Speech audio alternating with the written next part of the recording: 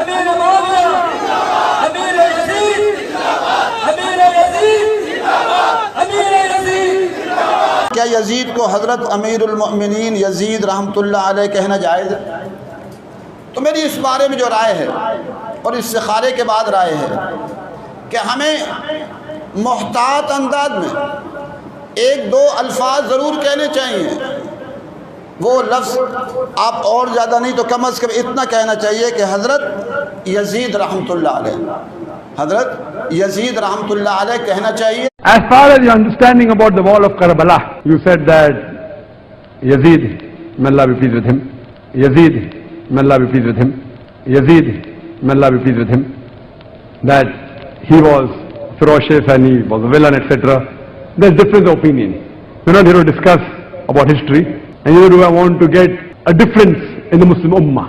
What we say, there's a difference of opinion between the Sahaba. That is history. فیضان امیر معاویہ، عاشق مصطفیٰ حضرت معاویہ، زاہد و پارسا حضرت معاویہ، خوب رو خوش ادا خوش نما خوش لقا حضرت معاویہ، مخلص و با وفا حضرت معاویہ، بے گناہ بے خطا حضرت معاویہ، بے گناہ بے خطا حضرت معاویہ، بے گناہ بے خطا حضرت حضرت اتوار کو بڑی رات ہے 22ویں شب، اتوار کو جلوس بیعت معاویہ نکلے گا اور انشاءاللہ مدنی مذاکرہ ہوگا اور لنگر معاویہ بھی کھائیں گے انشاءاللہ۔ فیضان امیر معاویہ۔ مسلم الثبوت ہے فضیلت معاویہ، آیاغ شمس کی طرح، آیاغ شمس کی طرح کرامت معاویہ، وہ جس سے روٹھ جائے تو رسول اس سے روٹھ جائے، نبی سے اس طرح کی ہے قرابت معاویہ، تمام مومنوں کے آپ پیارے مامو جان، مامو جان ہے، مامو جان ہے، مامو جان ہے، تمام مومنوں کے آپ پیارے مامو جان ہے، ہمیں بہت عزیز ہے یہ نسبت معاویہ، معاویہ کے پیار سے ہمارا بیڑا پار ہے، گناہ بخشوائے گی شفاعت معاویہ، جو عاشق رسول گئے وہ ان سے پیار کرتے گئے،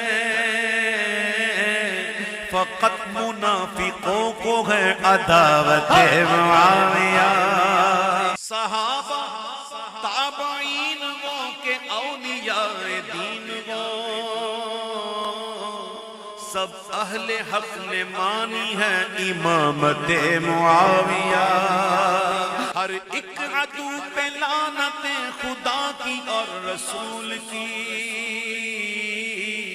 ہے باعث رضائے رب اطاعت معاویہ، ہے باعث رضائے رب اطاعت معاویہ۔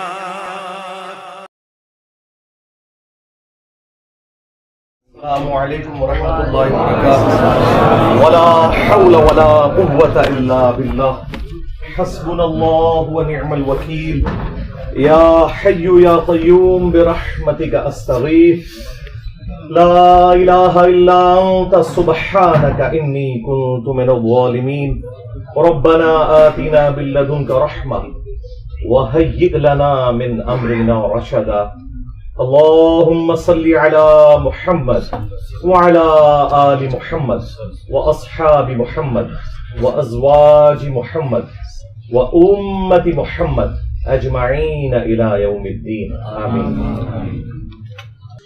الحمد لله رب العالمين والصلاة والسلام على سيد الأنبياء والمرسلين وعلى آله وأصحابه أجمعين إلى يوم الدين۔ الحمدللہ آج 23 جولائی 2023 بمطابق 4 محرم الحرام 1445 ہجری سنڈے کے دن ہمارا یہ پبلک سیشن نمبر 104 انشاءاللہ منعقد ہونے جا رہا ہے. آپ کے یہ ریئل ٹائم سوالات پرچیوں کا پورا تھدا میرے پاس پہنچ چکا ہے. انشاءاللہ کوشش کروں گا کہ ٹائم بچا تو اس کے اوپر بھی ڈسکشن کروں، لیکن چونکہ اب محرم کا موقع ہے تو میں چاہ رہا ہوں اس حوالے سے تھوڑی بہت گفتگو کی جائے، جو یقیناً اس مہینے کا تقاضا بھی ہے. میرے بھائیوں، سانحہ کربلا وہ حادثہ ہے کہ جسے امت کبھی بھلا نہیں سکتی، کیونکہ اس کی وجہ سے امت کی جمعیت ٹوٹی. اس میں اس کا قصور نہیں تھا، اس کو بنیاد بنا کے، اور پوری دنیا کے اندر 2 فرقے بن گئے، سنی اور شیعہ کے نام کے اوپر. ہمارے نزدیک تو دونوں مسلمان ہیں اپنی غلطیوں کے باوجود. انیشلی یہ اختلاف ایک سیاسی اختلاف تھا، پولیٹیکل اختلاف تھا، عقیدے کا کوئی اختلاف نہیں تھا. لیکن وقت کے ساتھ ساتھ یہ اختلاف اس لیول پر بڑھ گیا کہ آج عقیدوں کی شکل اختیار کر لی ہے. اور اس ایکسٹریم رویے کی پیش گوئی اللہ کے محبوب صلی اللہ علیہ وآلہ وسلم نے پہلے ہی فرما دی تھی. چنانچہ اہل سنت اور اہل تشیع دونوں کے ہاں یہ حدیث موجود ہے. اہل سنت کے ہاں فضائل صحابہ احمد بن حنبل کی کتاب میں یہ حدیث موجود ہے. مشکات شریف میں بھی ہے مسند احمد کے حوالے سے، جو مرفوع روایت ہے. اس کی صحت کے اوپر کلام ہے، لیکن وہ متن کے اعتبار سے روایت بالکل درست ہے. البتہ جو فضائل صحابہ احمد بن حنبل کی کتاب میں روایت ہے مولا علی علیہ السلام سے خود، اور وہ غیبی خبر پر محمول ہے، تو یقیناً رسول اللہ صلی اللہ علیہ وآلہ وسلم کے بتانے پر انہیں یہ بات معلوم چلی.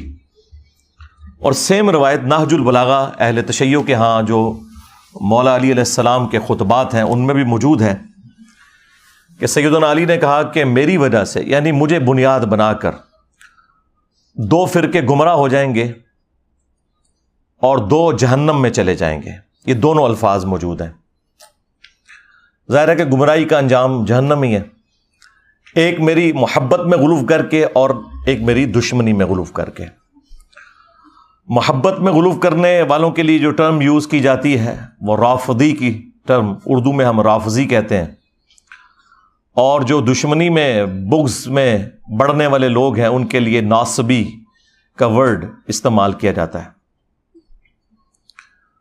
تو یہ رافضی اور ناصبی، ظاہر ہے کہ رافضی اکثریت میں اہل تشیع کے ہاں پائے جاتے ہیں اور ناصبی جو ہیں وہ اہل سنت کے ہاں پائے جاتے ہیں.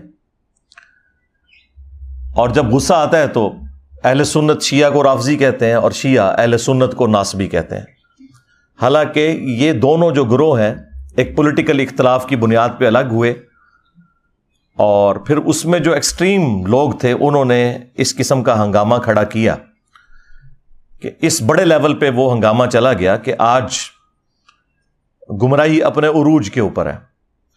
اگر اہل تشیع کے ہاں ایسے رافضی موجود ہیں جو علی اللہ کہتے ہیں، نعوذ باللہ، ہمارے سب کانٹیننٹ میں تو بہت کم لوگ ہیں، زیادہ تر یہ شام کے اندر نصیریہ فرقہ پایا جاتا ہے اور شیعہ خود انہیں کافر سمجھتے ہیں. تو اہل سنت کے ہاں بھی ناسبیت اس لیول کے اوپر گھسی کہ اہل سنت کے پلیٹ فارم سے یزید کے حق میں نعرہ بازی شروع ہو گئی، اسے جنت کی بشارتیں دینا شروع کر دیں، اور بڑے بڑے ذمہ دار علماء نے یہ حرکت کی. امیر معاویہ، امیر یزید، امیر یزید، امیر یزید. کیا یزید کو حضرت امیر المؤمنین یزید رحمۃ اللہ علیہ کہنا جائز ہے؟ تو میری اس بارے میں جو رائے ہے اور استخارے کے بعد رائے ہے کہ ہمیں محتاط انداز میں 1-2 الفاظ ضرور کہنے چاہیے. وہ لفظ آپ اور زیادہ نہیں تو کم از کم اتنا کہنا چاہیے کہ حضرت یزید رحمۃ اللہ علیہ، حضرت یزید رحمۃ اللہ علیہ کہنا چاہیے. As far as your understanding about the wall of Karbala, you said that Yazid, may Allah be pleased with him, Yazid, may Allah be pleased with him, Yazid, may Allah be pleased with him, that he was ferocious and he was a villain, etc. There's difference of opinion. We're not here to discuss about history.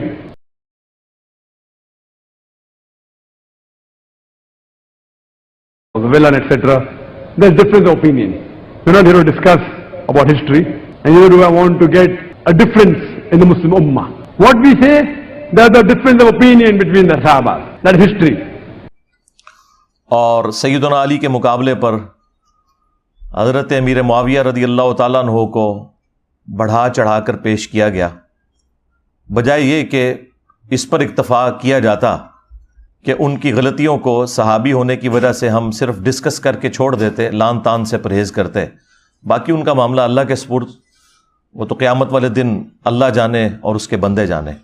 لیکن یہاں پر لوگوں نے جو قاتلین اہل بیت تھے ان لوگوں کے ناموں کی کانفرنسز کرنا شروع کر دیں، مقتولین کو بھلا دیا، بجائے یہ کہ عمار ابن یاسر کے اوپر کوئی کانفرنس کی جاتی جو اولو العزم اصحاب میں سے ہیں، سابقون الاولون میں سے ہیں، اصحاب بدر میں سے ہیں، ان کے حق میں کوئی بات کی جاتی، ان کے قاتلین کے حق میں نعرہ بازی کی گئی۔ فیضان امیر معاویہ، عاشق مصطفیٰ حضرت معاویہ، زاہد و پارسا حضرت معاویہ، خوبرو خوش ادا خوش نما خوش لقا حضرت معاویہ، مخلص و باوفا حضرت معاویہ، بے گناہ بے خطا حضرت معاویہ، بے گناہ بے خطا حضرت معاویہ، بے گناہ بے خطا حضرت حضرت۔ اتوار کو بڑی رات ہے، 22ویں شب، اتوار کو جلوس بیعت معاویہ نکلے گا اور انشاءاللہ مدنی مذاکرہ ہوگا اور لنگر معاویہ بھی کھائیں گے انشاءاللہ۔ فیضان امیر معاویہ،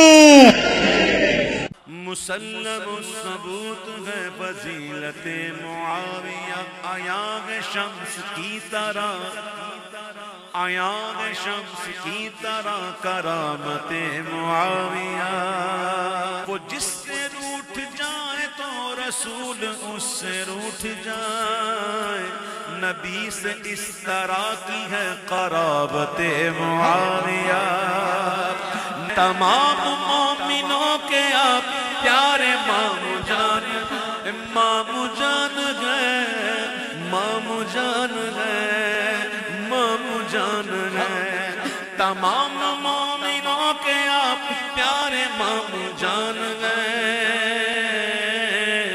ہمیں بہت عزیز ہے یہ نسبت معاویہ، معاویہ کے پیار سے ہمارا بیڑا پار ہے،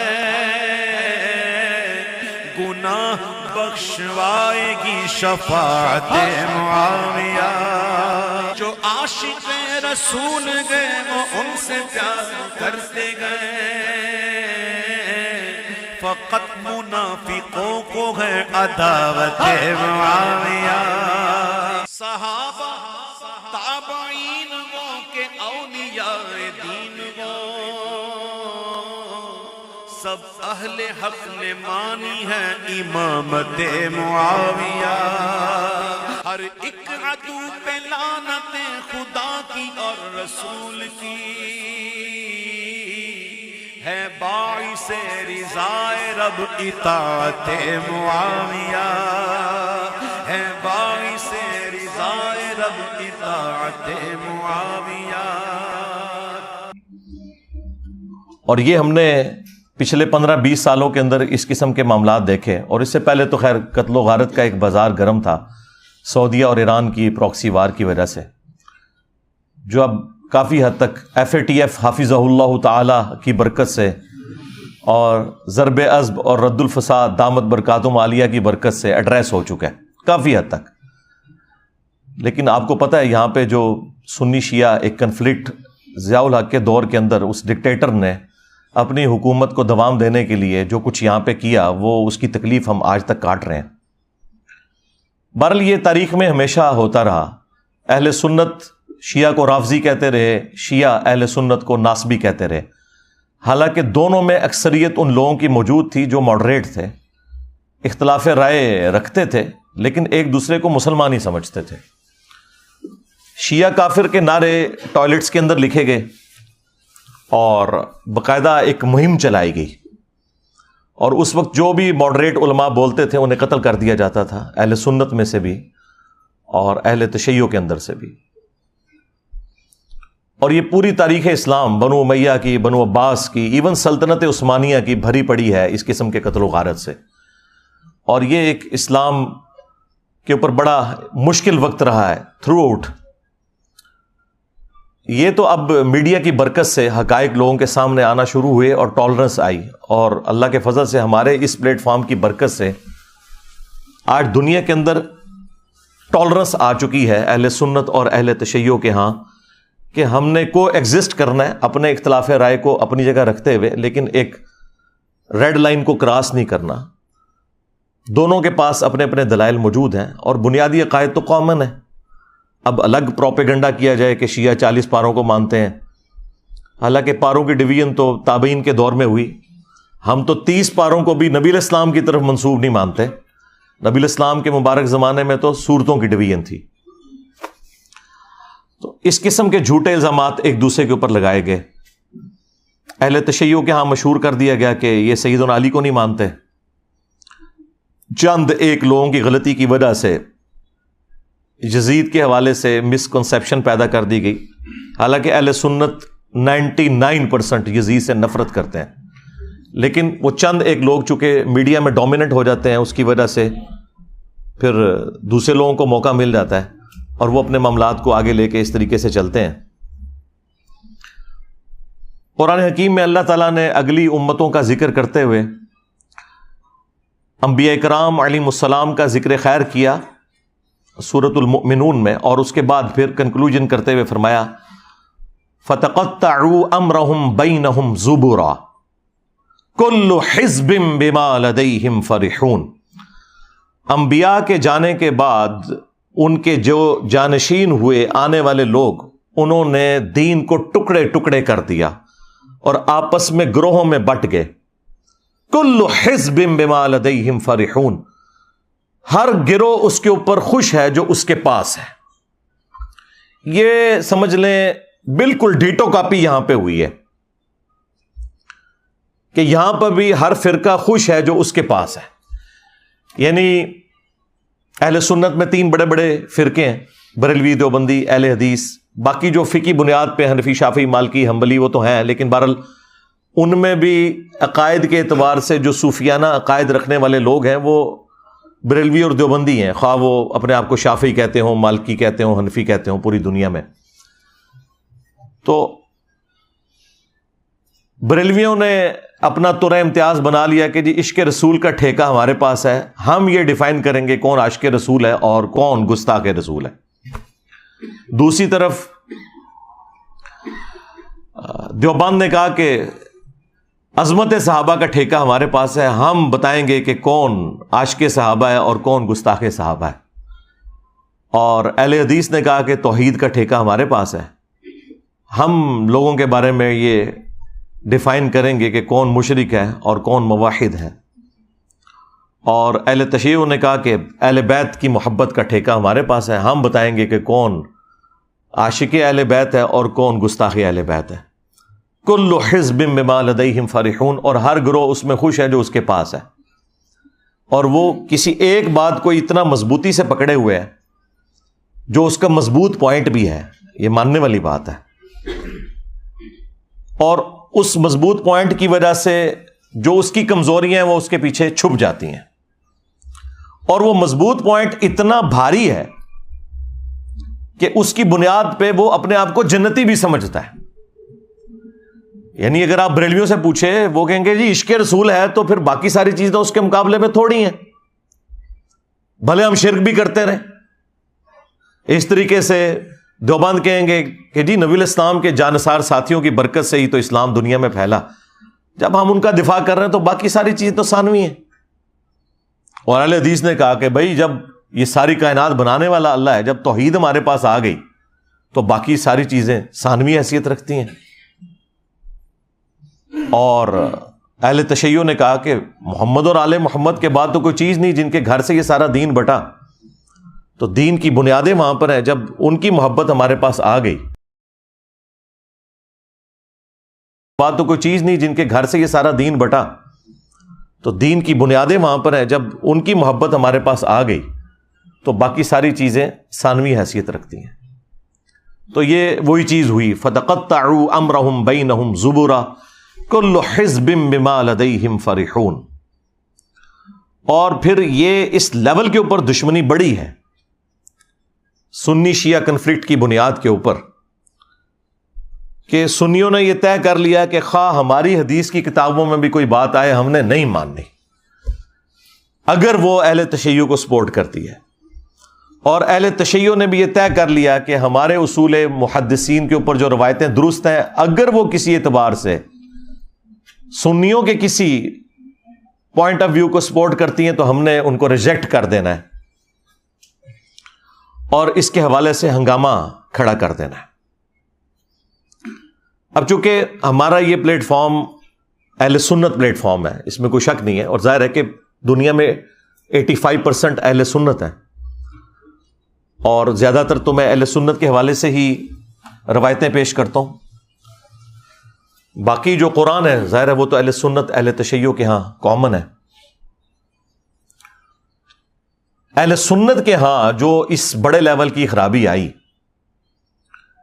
کہ انہوں نے جان بوجھ کر سنت چیزوں کو بھی نہ صرف گمراہی بنا کر پیش کیا بلکہ جہنمیوں کی علامت بتا دیا۔ اس کے اوپر میں اب گھنٹوں صرف اسی ٹاپک پہ بول سکتا ہوں۔ یہ آج کی جو گفتگو ہے نا، ہو سکتا ہے میں 2-2.5 گھنٹے بولوں، لیکن یہ میں اگر 2-3 دن بھی بولتا رہوں نا مسلسل، تو یہ ساری کی ساری گفتگو گھنٹوں کے اوپر محیط، وہ بھی سارے ٹاپک کو کور نہیں کرے گی۔ اس کے حوالے سے میں نے ایک ریسرچ پیپر لکھ دیا ہے، انشاءاللہ میں اس کا تعارف بھی آپ کو کروا دوں گا۔ بہرحال یہ دشمنی اس لیول پہ گئی ہے کہ ایک دوسرے کے نام رکھنا، ایک دوسرے کے جو دلائل ہیں انہیں ریجیکٹ کر دینا، بھلے وہ اپنی کتابوں سے نکل رہے ہوں۔ اس کی آپ کو میں ایک نمائندہ مثال دیتا ہوں، وہ کالا لباس پہننا۔ سنیوں کے بچے کو یہ رٹایا گیا کہ یہ کالا لباس جو ہے یہ جہنمیوں کا لباس ہے، نعوذ باللہ من ذالک۔ اور پوچھیں یہ لکھا کہاں ہوا ہے؟ کس حدیث کی کتاب میں لکھا ہوا ہے؟ تو وہ یہ کہیں گے کہ علماء فرماتے ہیں۔ اگر علماء فرما رہے ہیں تو اس کا مطلب ہے کہ پھر علماء غداری کر رہے ہیں اگر یہ حدیث کی کتابوں میں نہیں لکھا ہوا۔ اسی کو تو ہم نے عرض کیا ہے کہ مرنے سے پہلے اے مسلمان کر لے اس پہ غور، کتابوں کا خدا اور ہے، بابوں کا خدا اور۔ اگرچہ بابے بھی اسی خدا کو مانتے تھے لیکن انہوں نے تعلیمات اپنی دی ہیں۔ اللہ کے محبوب صلی اللہ علیہ وآلہ وسلم کو جو اللہ عز و جل نے تعلیمات دی تھی وہ انہوں نے پس پشت ڈال دی، اپنی خرافات کو انہوں نے دین بنا کے پیش کیا۔ اس لیے ہم کہتے ہیں کہ وہ خدا اور ہے۔ یہ ان معنوں میں نہیں ہے کہ کوئی وہ کسی اور خدا کی پوجا کرتا ہے، خدا تو سب کا ایک ہے۔ ہندو اسے بھگوان کہتے ہیں، کرسچن اسے گاڈ کہتے ہیں، ہم اسے اللہ کہتے ہیں، خدا کہتے ہیں، سپر نیچرل ایجنسی کہہ دیتے ہیں، سپریم بینگ کہہ دیتے ہیں، سپر نیچرل اتھارٹی کہہ دیتے ہیں۔ کوئی بھی لفظ اس کے لیے استعمال کریں جو اچھی کوالٹیز والے الفاظ ہیں، تو خدا تو سب کا ایک ہے۔ تو یہ تعلیمات انہوں نے بدل دی۔ کیا انہیں یہ نہیں پتا تھا کہ صحیح مسلم کے اندر موجود ہے کہ نبی صلی اللہ علیہ وآلہ وسلم کی وفات کے بعد اسماء بنت ابی بکر نے ایک کسروانی طیالسی کالا جبہ نکالا۔ کسروانی یعنی پرشین امپائر کا، وہ کالا ہی ہوا کرتا تھا، جس طرح سندھی اجرک ریڈ ہوتی ہے، اور اس کے اوپر گوٹ بھی لگی ہوئی تھی۔ انہوں نے کہا کہ یہ نبی صلی اللہ علیہ وآلہ وسلم کا جبہ مبارک ہے، آپ صلی اللہ علیہ وآلہ وسلم اسے پہنا کرتے تھے، اور ہم اس کا دھون مریضوں کو شفا کے لیے پلاتے ہیں، جو صحیح تبرک ہے نبی صلی اللہ علیہ وآلہ وسلم کا اپنا کرتا مبارک، جبہ مبارک، کالا جبہ تھا جو آپ علیہ السلام پہنا کرتے تھے۔ پھر صحیح مسلم کے اندر جو حدیث موجود ہے، حدیث قصا جسے کہا جاتا ہے، جو سنی اور شیعہ دونوں کے ہاں کامن ہے، مشہور حدیث، اور اس کی راویہ بھی ہماری ماں سیدہ عائشہ سلام اللہ علیہا ہے۔ وہ کہتی ہیں کہ نبی صلی اللہ علیہ وآلہ وسلم اپنے گھر سے اس حال میں برآمد ہوئے کہ آپ نے ایک منقش چادر کالے رنگ کی اوڑھی ہوئی تھی، جس کے اوپر اونٹ کے کجاووں کی مانند ڈیزائن بھی بنے ہوئے تھے، جس کی وجہ سے یہ ہماری نعتیں لکھی جاتی ہیں، کالی کملی والے۔ تو چٹی کملی والے کیوں نہیں کہتے؟ یہ تو جہنمیوں کا لباس نہیں ہے، نعتوں میں نہیں خیال آیا؟ تو یہ تو مسلم شریف میں تھا۔ اور اما عائشہ کہتی ہیں کہ نبی علیہ السلام نے وہ چادر اوڑھی ہوئی تھی، اتنے میں حسن ابن علی آئے اور نبی علیہ السلام نے انہیں اپنی چادر کے نیچے لیا، پھر حسین ابن علی آئے، پھر سیدہ فاطمہ آئیں، اور پھر مولا علی علیہ السلام آئے۔ ان سب کو نبی علیہ السلام نے اپنی چادر کے نیچے لیا اور خود بھی۔ اب یہ ایک بڑا غیر معمولی واقعہ ہے، اور سیدہ عائشہ یہ منظر دیکھ رہی ہیں، اور انہوں نے کوئی کنجوسی نہیں کی اس کو بیان کرنے میں۔ کوئی کہہ سکتا تھا کہ بڑی امبیرسمنٹ کی بات ہے کہ آپ کو چادر کے نیچے نہیں لیا، آپ بھی تو اہل البیت میں ہیں، سورۃ الاحزاب کی آیت نمبر 33 کے تحت۔ لیکن یہ جو اسپیشل پروٹوکول والے اہل البیت ہیں، وہ وہی ہیں جن کو نبی علیہ السلام نے اپنی چادر کے نیچے لیا، جن کو ہم پنج تن پاک کہتے ہیں جی یہ پنج تن پاک کہاں سے آ گیا؟ عربی میں تو پے ہوتی ہی نہیں ہے بھائی۔ اگر حق چار یار کی چے کی 3 نقطے ہوتے ہیں عربی کے اندر، حالانکہ عربی میں چے ہوتی نہیں ہے، تو پنج تن پاک بھی اگر پے آ گئی تو یہ ظاہر ہے یہ ٹرمز ہیں فارسی زبان میں یا اردو زبان میں، لیکن اپنی اصل میں تو موجود ہیں پنج تن پاک بھی اور حق چار یار بھی۔ تو وہ نبی علیہ السلام نے چادر کے نیچے لے کر سورۃ الاحزاب کی آیت پڑھی، انما یرید اللہ لیذھب عنکم الرجس اہل البیت ویطہرکم تطہیرا۔ اے نبی کے گھر والو، اللہ تو بس یہی چاہتا ہے کہ تم سے ہر طرح کی ناپاکی دور کر دے اور تمہیں خوب صاف ستھرا کر دے۔ اب یہ کالی مبارک چادر نبی صلی اللہ علیہ وآلہ وسلم نے اوڑھی ہوئی تھی، جبہ بھی ہو گیا یعنی کرتا بھی، چادر بھی ہو گئی، پیچھے پگڑی بچی۔ تو سرکار وہ بھی صحیح مسلم کے اندر موجود ہے کہ نبی صلی اللہ علیہ وآلہ وسلم جب جمعے کے خطبے کے لیے ممبر کے اوپر آتے تو آپ نے کالے رنگ کی پگڑی پہنی ہوتی تھی۔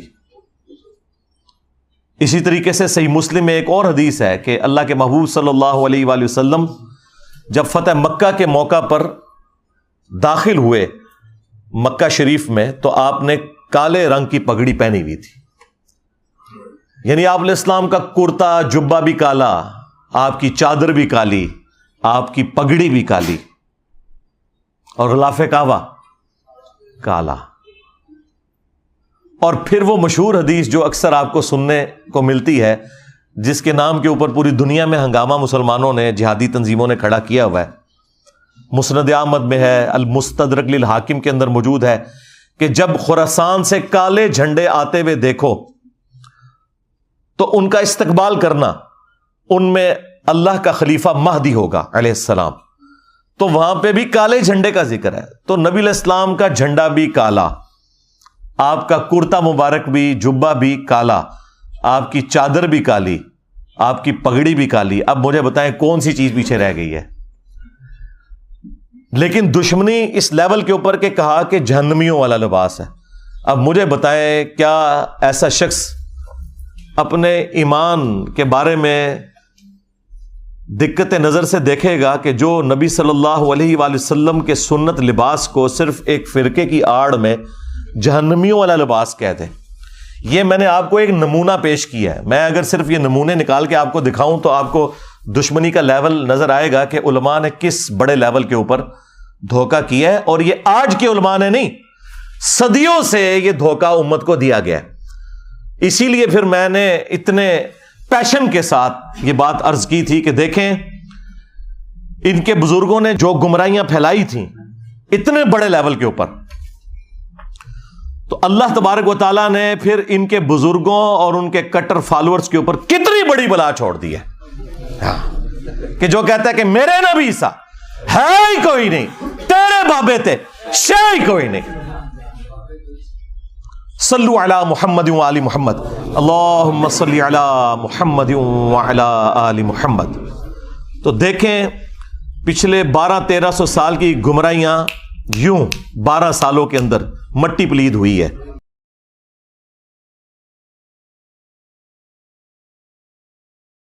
اللہ اور اس کے رسول کے نام کے اوپر عز وجل و صلی اللہ علیہ وآلہ وسلم ان لوگوں نے سواریاں سوار کی تھی مکے اور مدینہ کے نام کے اوپر، لیکن جا کے پھینکی بغداد شریف، اجمیر شریف، دیوبند شریف، بریلی شریف۔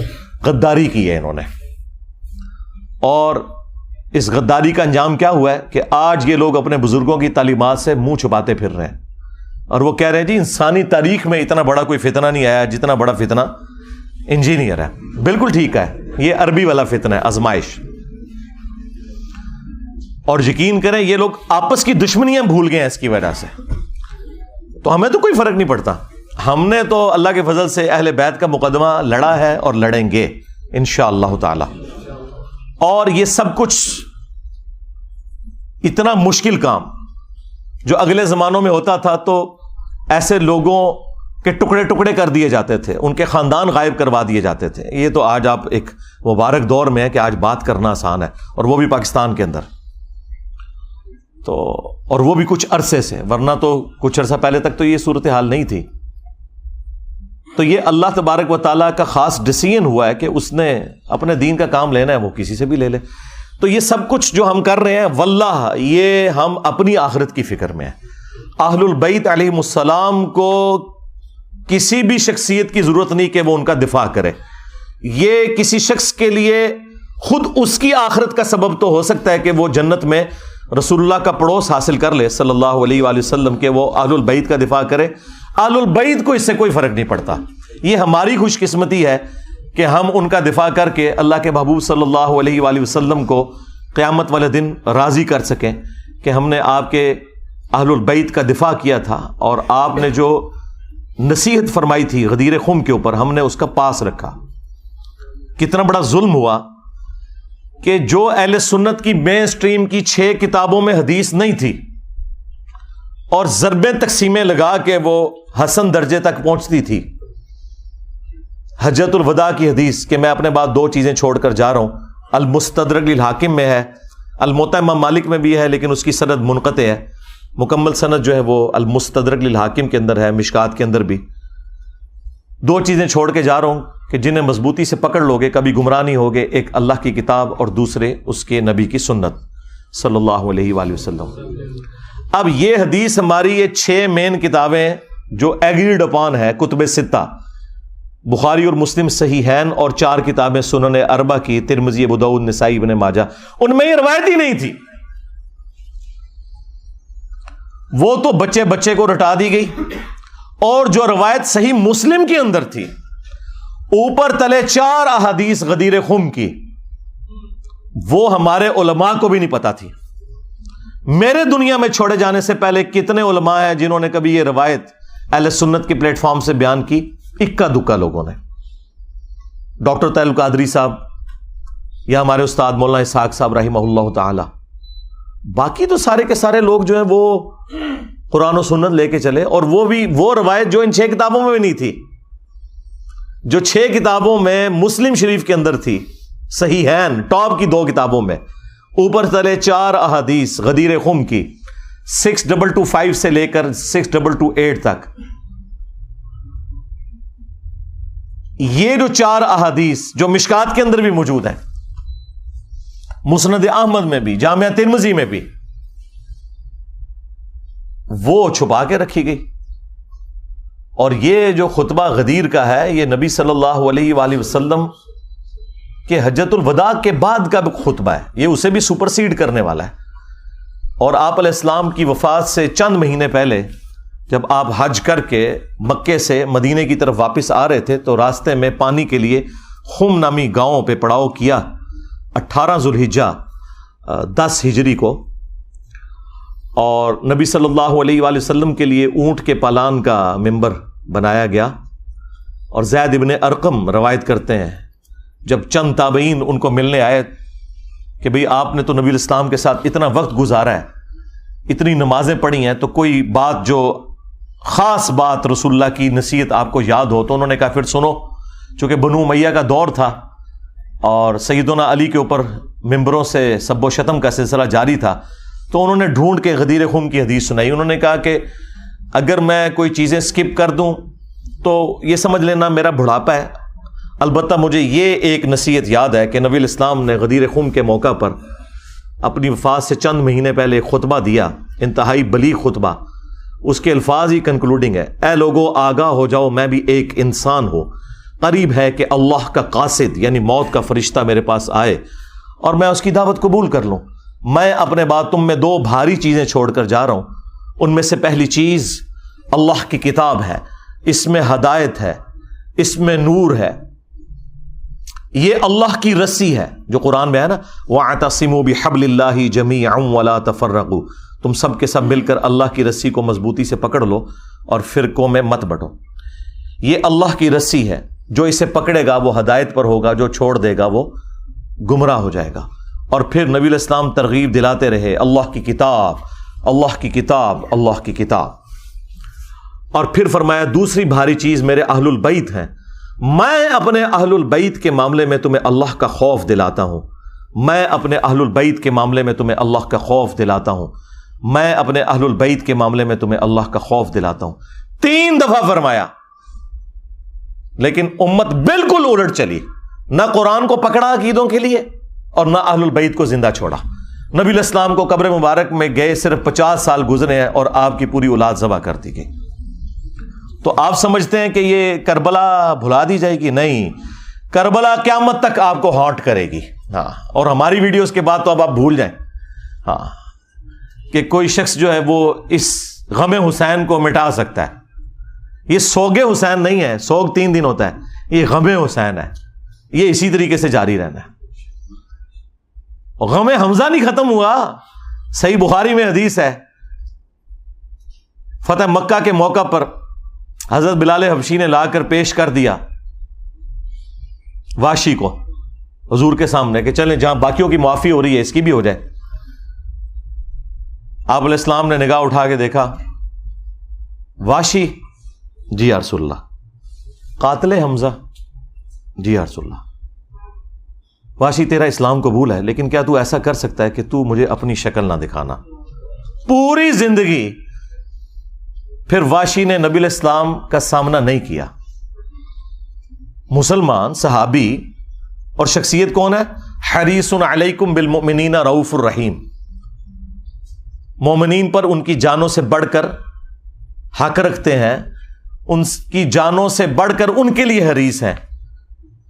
کسی نے نہیں کہا کہ یا رسول اللہ یہ تو اسلام لے آئے ہیں تو آپ اپنے دل میں ان کا بغض کیوں رکھ رہے ہیں؟ ہمیں لوگ کہتے ہیں نا جی بغض ہے جی آپ کے دل کے اندر. صرف یہ کہ چچا کا غم بھلایا نہیں گیا.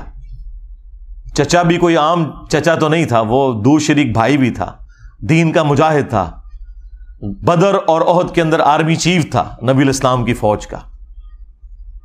تو کسی نے نہیں کہا یا رسول اللہ حمزہ کو تو شہید ہوئے 8 سال ہو چکے, سوگ تو 3 دن ہوتا ہے. کہاں 3 ہجری کے اندر یہ احد ہوئی, 5 سال ہو چکے تھے آلموسٹ اس وقت تک, اور 8 ہجری کے اندر فتح مکہ. 5 سال پرانی بات آپ نے آج تک سنبھال کے رکھی ہوئی ہے. ان کو پتا تھا. مجھے بتائیں کیا انسان کو اپنے چچا کے ساتھ زیادہ محبت ہوتی ہے یا اپنی اولاد کے ساتھ؟ اولاد کے ساتھ. پھر اولاد بھی وہ اولاد کہ بخاری میں حدیث موجود ہے, ابو داؤد کے اندر موجود ہے کہ نبی علیہ السلام اللہ کے حضور عرض کرتے کہ اے اللہ, ابراہیم علیہ السلام اپنے 2 بیٹوں اسحاق اور اسماعیل کو جن کلمات کے ذریعے تیری پناہ میں دیتے تھے, میں اپنے 2 بیٹوں حسن و حسین کو انہی کلمات کے ذریعے تیری پناہ میں دیتا ہوں. اعیذکما بکلمات اللہ التامہ من کل شیطان وہامہ وَمِن كُلِّ عَيْنٍ لَامَّةٍ. دیکھیں ابراہیم کے بیٹے اسماعیل اور اسحاق اور نبی علیہ السلام کے بیٹے حسن و حسین علیہم السلام اجمعین. یعنی آپ ذرا لیول دیکھیں کمپیریزن کا. تو نبی علیہ السلام نے فرمایا کہ میں اپنے اہل البیت کے معاملے میں تمہیں اللہ کا خوف دلاتا ہوں. اور یہی حدیث جو مسلم شریف کے اندر موجود ہے، اس کا ایک طریق جو ہے وہ مسند احمد کے اندر بھی ہے. اس میں پھر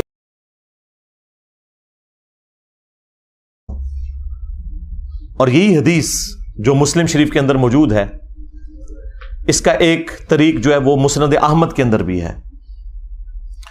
اس میں پھر یہاں تک الفاظ ہیں کہ نبی علیہ السلام نے اپنے حق ولایت کا ذکر کیا. النبی اولا بالمؤمنین من انفسہم وازواجہ امہاتہم. نبی مومنین کی جانوں سے بڑھ کر ان پر حق رکھتے ہیں اور نبی کی بیویاں امت کی مائیں ہیں. یہ آیت کوٹ کر کے آپ نے فرمایا کہ کیا میرا حق ولایت تم تسلیم کرتے ہو اپنے اوپر؟ یعنی میں تمہاری جانوں سے بڑھ کر تم پر حق رکھتا ہوں. تو سب نے کہا بلا یا رسول اللہ. تو پھر آپ علیہ السلام نے مولا علی کا ہاتھ پکڑا اور یوں فضا میں بلند کیا صحابہ کے درمیان، من کنت مولاہ فہذا علی مولاہ. پھر جس جس کا مولا، جس جس کا جگری یار، جس جس کا آقا، جس جس کا سرپرست میں ہوں، اس کا سرپرست علی ہے. اور پھر اسی حالت میں کہا کہ اے اللہ اس سے محبت رکھ جو علی سے محبت رکھے، اس سے دشمنی رکھ جو علی سے دشمنی رکھے. اور اس کی اصل تو اس حدیث میں بھی موجود ہے جو مسلم شریف میں ہے کہ علی سے محبت نہیں رکھے گا مگر مومن، علی سے بغض نہیں رکھے گا مگر منافق. اور بڑے رقت انگیز الفاظ ہیں. مولا علی نے خود روایت کی حدیث. وہ کہتے ہیں کہ اس ذات کی قسم کہ جس نے دانے کو پھاڑ کر کھیتیوں کو اگایا اور مخلوقات کو پیدا کیا، نبی امی نے مجھ سے یہ عہد لیا تھا کہ اے علی صرف مومن ہی تجھ سے محبت رکھے گا اور صرف منافق ہی تجھ سے بغض رکھے گا. وَلِعَوْذُ بِاللَّهِ تَعَالَى.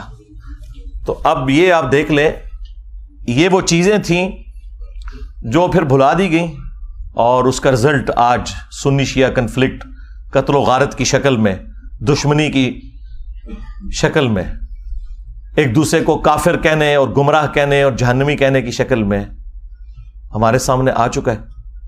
اب یہ ٹاپک اتنا لمبا ہے کہ میں اس کے اوپر فی البدی بھی بولوں تو میں نے بتایا کہ میں گھنٹوں نہیں کئی دنوں تک بیٹھ کے بولتا رہوں. اور میری ہزاروں ویڈیوز اگر کلپس بھی شامل کیے جائیں اس کے اوپر گواہ ہے کہ میں نے یہ سارے ٹاپکس مختلف ویڈیوز کے اندر کور کیے ہیں. البتہ میں ایک ریسرچ پیپر کا تعارف ضرور کرواؤں گا. آپ میں سے بھی جتنے 400-500 لوگ یہاں سنڈے والے دن آتے ہیں، اینڈ پہ ہم سب کو وہ فری ریسرچ پیپر دیتے ہیں. نہ صرف وہ ریسرچ پیپر بلکہ ساتھ 8 ریسرچ پیپرز اور ٹوٹل 9 ریسرچ پیپرز اور 3 اذکار کارڈ، یہ 12 کا پیکج یہ فری بالکل پلاسٹک پیکنگ کے اندر دیا جاتا ہے جو پہلی دفعہ درس میں آتا ہے. اور پاکستان میں آپ ڈاک میں بھی یہ فری منگوا سکتے ہیں. الحمدللہ ہم لاکھوں کی تعداد میں یہ تقسیم کر چکے ہیں فری بالکل. البتہ صرف آپ نے ڈاک کا خرچہ دینا ہے. ٹی سی ایس کا آج کل وہ ریٹ آلموسٹ 500 ہوا ہے. 500 روپیہ آپ پے کریں. صبح 9 سے لے کر شام 5 بجے تک ہمارا فون اکیڈمی کا آن ہوتا ہے.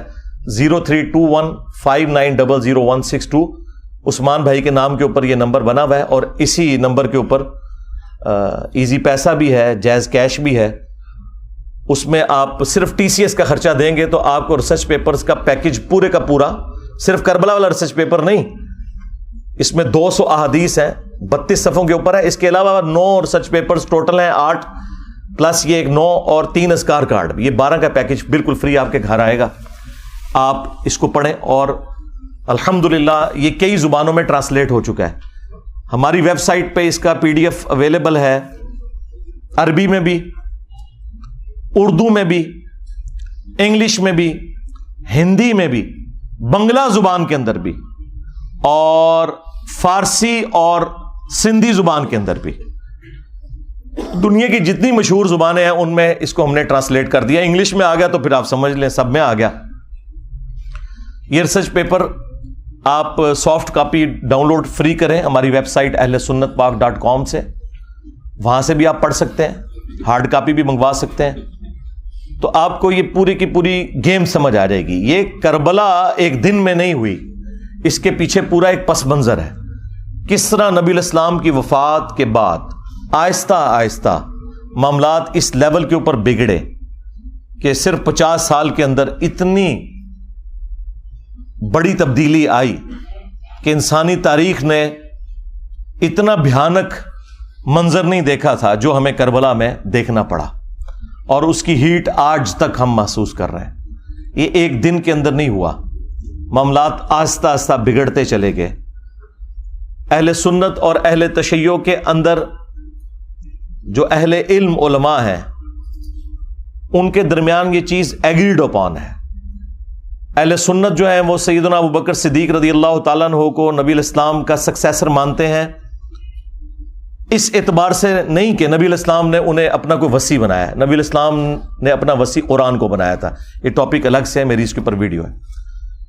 اس وجہ سے کہ صحابہ کرام نے چنا, اور 6 مہینے کے بعد جب سیدنا علی نے بھی بیعت کر لی, اہل تشیع کہتے ہیں کہ وہ امت کے وسیع تر مفاد کے اندر کی, اور اہل سنت کا موقف یہ ہے کہ نہیں وہ جسٹیفائی تھی. بہرحال at the end of the day اس کے اوپر متفق ہیں. اور پھر یہ 30 سال کے بعد جب خلافت ملوکیت میں بدلی ہے اور کس طریقے سے معاملات بگڑتے چلے گئے کہ اس کا اینڈ رزلٹ کربلا ہوئی, اس میں ہر ایک ٹاپک متقاضی ہے کہ میں اس کے اوپر گھنٹوں بول سکتا ہوں. لیکن اگر میں بولوں گا تو پھر تو یہ ساری کی ساری مجلس جو ہے یہ تو اگلی اتوار تک بھی نہیں ختم ہونی. اس لیے میں نے بس چند ایک باتیں آپ کے سامنے رکھی ہیں تاکہ آپ کا دماغ کھلے کہ ہم نے اس پلیٹ فارم کے ذریعے یہ حق کی آواز کیوں بلند کی ہے. اس لیے کہ یہ پلیٹ فارم غدیر خم کے اوپر کھڑا ہے. غدیر خم کے موقع پر نبی الاسلام نے قرآن اور اہل البیت دونوں چھوڑے تھے. اسی لیے آپ دیکھتے ہیں کہ ہمارے پلیٹ فارم سے قرآن کی توحید کے اوپر 0 ٹالرنس ہے, اسی طریقے سے اہل البیت کے دفاع کے اوپر بھی 0 ٹالرنس ہے بالکل. اور جب لوگوں کے پاس جواب ختم ہو گئے ہیں تو لوگ اب قرآن و حدیث کے منکر ہونا شروع ہو گئے ہیں. وہ لوگ جو کل تک دوسرے لوگوں کو کہتے تھے کہ جب قرآن و حدیث میں یہ بات لکھی ہوئی ہے تو ہم کیوں نہ مانیں, کیوں نہ بیان کریں, آج ان کے فرقوں کے خلاف جب باتیں قرآن سے, بخاری سے, مسلم سے نکلی ہیں تو منہ چھپاتے پھر رہے ہیں. اب اس غم کو تو ہم تو نہیں دور کر سکتے. یہ تو ہو نہیں سکتا کہ آپ بخاری اور مسلم سے رفع الیدین کی حدیثیں پیش کریں اور حدیث عمارہ آپ کے گلے میں پھنس جائے. ٹھیک ہے, آپ کے گلے میں تو پھنسے گی نا, ہمارے گلے میں کوئی چیز پھنسے نا تو اس کو نکالنے کے لیے یہ ہم نے 2812 رکھی ہوئی ہے. یہ میں نے اپنی بوٹل کے اوپر لکھ کے لگایا ہوا ہے 2812. تو یہ بخاری کی حدیث جو مسلم میں بھی موجود ہے, تقتلہ الفئۃ الباغیہ یدعوہم الی اللہ ویدعونہ الی النار. افسوس ہے عمار, تجھے ایک باغی جماعت قتل کرے گی, تو انہیں اللہ اور جنت کی طرف بلائے گا اور وہ جماعت تجھے جہنم کی طرف بلائے گی. اب یہ اتنے سخت الفاظ تھے اور ان کے لیے ہضم کرنے مشکل ہو گئے, کیونکہ انہیں فکر لگی کہ پھر لوگ ہم سے پوچھیں گے کہ کس رضی اللہ عنہ نے, کس رضی اللہ عنہ کو خوش کرنے کے لیے عمار رضی اللہ عنہ کو قتل کیا. تو انہوں نے بجائے مقتولین کے ساتھ کھڑے ہوتے یہ قاتلوں کے ناموں کے نعرے لگانا شروع ہو گئے, ان کے نام کی کانفرنسز کرنا شروع ہو گئے. تو کہتے ہیں جی یہ 5B ریسرچ پیپر کہاں سے آ گیا؟ سرکار جب آپ نعرے لگاؤ گے تو پھر 5B بھی آئے گا. ہاں یہ وہاں سے آیا ہے, یہ آپ نے خود اس کو دعوت دی ہے کہ یہ آئے میدان میں. مولانا مودودی رحمہ اللہ نے خلافت و ملوکیت ایبسولوٹلی نہیں لکھی تھی. اس زمانے میں محمود احمد عباسی ایک ناصبی تھا جس نے خلافت معاویہ اور یزید کتاب لکھی, ایک جھوٹی کتاب حکمرانوں کی لکھوائی ہوئی تاریخ سے حوالے نقل کر کے, اور قرآن و حدیث کے خلاف وہ کتاب لکھی جس میں اس نے بنو امیہ کو اونچا کیا اور اہل البیت کو نیچے. تو اس کے جواب میں مولانا مودودی نے خلافت و ملوکیت لکھی تھی. وہ تو جواب دے رہے تھے. میں نے بھی 2009 کے اندر جب ڈاکٹر ذاکر نائک نے یزید کو رضی اللہ عنہ کہہ دیا may Allah please with him. As far as your understanding about the wall of Karbala, you said that Yazid, may Allah be pleased with him, Yazid, may Allah be pleased with him, Yazid, may Allah be pleased with him, that he was ferocious and he was a villain, etc. There's difference of opinion. We're not here to discuss about history, and neither do I want to get a difference in the Muslim Ummah. What we say, there's a difference of opinion between the Sahaba. That is history. تو بجائے اس کے کہ اس کا رد ہوتا، چند ایک علماء نے کیا، لیکن اوورال ہنگامہ نہیں کھڑا کیا جس طرح میرے خلاف انہوں نے ہنگامہ کھڑا کیا ہوا ہے. ڈاکٹر ذاکر نائک کے اوپر کون سی ایف آئی آر کٹوائی ہے انہوں نے یزید کے مسئلے کے اوپر، اور میرے اوپر آئے دن یہ ایف آئی آر کٹواتے رہتے ہیں. اصل میں تو بنو امیہ کی محبت انہیں اس کے دن یہ ایف آئی آر کٹواتے رہتے ہیں. اصل میں تو بنو امیہ کی محبت انہیں اس کے اوپر ابھارتی ہے نا، پیچھے تو مسئلہ وہی ہے. تو اور کبھی ٹرینڈ چلانے کی کوشش کرتے ہیں اور جھوٹے الزامات لگاتے ہیں. تو وہ ڈاکٹر ذاکر نائک نے جب 2009 میں یہ بات کی تو میں نے اس کے جواب میں ویڈیو ریکارڈ کروائی تھی، اور حسینیت اور یزیدیت کا تحقیقی جائزہ. اور پھر آہستہ آہستہ جب معاملات مزید بڑھنا شروع ہوئے تو پھر مجھ پہ بھی مزید حقائق کھلتے چلے گئے. میں ساتھ ساتھ لوگوں کو ایجوکیٹ کرتا رہا. الٹیمیٹلی میں نے یہ ریسرچ پیپر 5B لکھا، اور اس 5B ریسرچ پیپر میں سیدنا عمر فاروق رضی اللہ تعالیٰ عنہ کی شہادت سے لے کر سیدنا حسین ابن علی رضی اللہ تعالیٰ عنہ علیہ السلام کی شہادت تک پوری اسلامک ہسٹری حدیث سے ہے. 200 سے زیادہ حدیثیں ہیں، اکثر بخاری اور مسلم سے ہیں.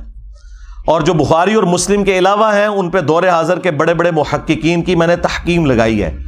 شیخ البانی رحمہ اللہ کی، شیخ زبیل زئی رحمہ اللہ کی، شیخ شعیب ارناؤت کی، اور باقی بڑے بڑے محدثین کی تحکیم لگی ہے.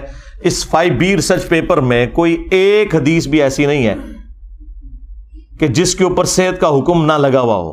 ہاں یہ ہو سکتا ہے کہ بعض محدثین کے نزدیک وہ روایت ضعیف ہو تو بعض دوسرے اسے صحیح سمجھتے ہوں. یہ نہیں ہو سکتا کہ سب کے نزدیک کوئی روایت کمزور تھی اور میں نے وہ نکال دی.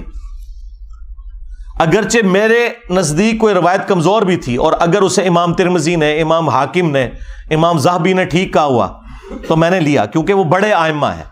اور پھر ہمارے مخالفین وہ ہیں جو ہم سے زیادہ انہیں سمجھتے ہیں، بلکہ ہمیں تو وہ کچھ سمجھتے ہی نہیں ہیں. تو پھر ہم انہیں ان کے گھر کی خبر نہ دیں کہ تمہارے اپنے اصول کے اوپر تو یہ روایتیں درست تھی نا، انہیں مانو. کیونکہ جب ہم کوئی اپنی روایت پیش کرتے ہیں ان کتابوں سے تو تم ریجیکٹ کر دیتے ہو. بخاری مسلم تم ریجیکٹ نہیں کر سکتے تو اس کے لیے پھر تم باطل تعویلات تلاش کرنا شروع کر دیتے ہو، اور آئے دن کوئی نہ کوئی ہنگامہ کھڑا کرتے رہتے ہیں. تو میں وقتاً فوقتاً ان تمام ٹاپکس کو ایڈریس کرتا رہتا ہوں تاکہ لوگوں کو حق بات پتہ چل جائے. یہ اتنا معاملہ آسان نہیں ہے. اب یہ پورا ایک ٹاپک ہے کس طریقے سے یہ سارے کے سارے معاملات خلفائے راشدین کے بعد سیدنا علی کے دور میں جنگ جمل، صفین، نہروان، اور اس سے بھی پہلے حضرت عثمان کیوں شہید ہوئے. آپ کو تو کہانی کروائی نا انہوں نے کہ جی وہ عبداللہ ابن سبا نے یہ سارا معاملہ خراب کیا تھا. بالکل جھوٹ بولا. ایک شخصیت جو حضرت علی کے دور میں سامنے آیا، جسے حضرت علی نے خود قتل کروایا، اس کو پکڑ کے انہوں نے شہادت عثمان کے چکر میں ڈال دیا تاکہ بنو امیہ کو چھپا لیں کہ بنو امیہ کے گورنروں کی وجہ سے حضرت عثمان غنی رضی اللہ تعالیٰ عنہ کے خلاف ان کی رعایا ہو گئی تھی، اور الٹیمیٹلی اس کا انجام ان کی شہادت ہوا. اور یہ وہ باتیں ہیں جو بخاری مسلم میں لکھی ہوئی ہیں. میں نے اپنے ریسرچ پیپر میں ساری احادیث وہ جمع کی ہیں، تاریخی روایتیں نہیں، حدیثیں. اس کے اوپر پردہ ڈالنے کے لیے انہوں نے باقی معاملات جو ہے نا وہ نئے اجاگر کرنا شروع کر دیے. اللہ کے بندو، یہ تو اتنا خطرناک معاملہ تھا کہ یہ معاملہ اس لیول کے اوپر بگڑا ہے کہ صرف بخاری مسلم سے اگر حدیثیں میں آپ کے سامنے رکھوں تو آپ کانوں کو ہاتھ لگائیں گے. صحیح بخاری میں 4108 نمبر حدیث ہے، 4108. تحکیم کے بعد جب ایک معاہدہ فائنل ہونے جا رہا تھا اور نہیں ہو سکا سیدنا علی اور حضرت معاویہ کے درمیان،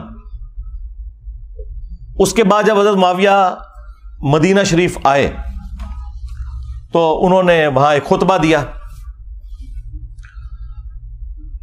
بخاری کے الفاظ ہیں کہ حضرت حفصہ جو تھی، سیدہ حفصہ، حضرت عمر کی بیٹی اور عبداللہ ابن عمر کی بہن اور ام المومنین بھی، انہوں نے اپنے بھائی عبداللہ بن عمر سے کہا کہ جاؤ، حضرت معاویہ آئے ہیں تو وہ خطبہ دے رہے ہیں، تمہاری غیر موجودگی کو کہیں فتنہ نہ شمار کر لیا جائے، تو تم جا کے ان کی تقریر سنو. کیونکہ اس وقت پولیٹیکل اختلافات تو چل رہے تھے. تو عبداللہ بن عمر پھر وہ مجبوراً چلے گئے، اور وہاں پہ حضرت معاویہ نے تقریر کرتے ہوئے کہا کہ تم میں جو اس امر خلافت کے اندر خواہش رکھتا ہے نا، وہ اپنا سینگ اٹھائے، میں اس کے باپ سے بھی زیادہ خلافت کا حقدار ہوں، نعوذ باللہ. اور یہ کنایا کیا انہوں نے حضرت عبداللہ بن عمر کی طرف. وہ اگلی جو اس روایت کا حصہ ہے بخاری کا، وہ آپ کو کلیئر کر دے گا.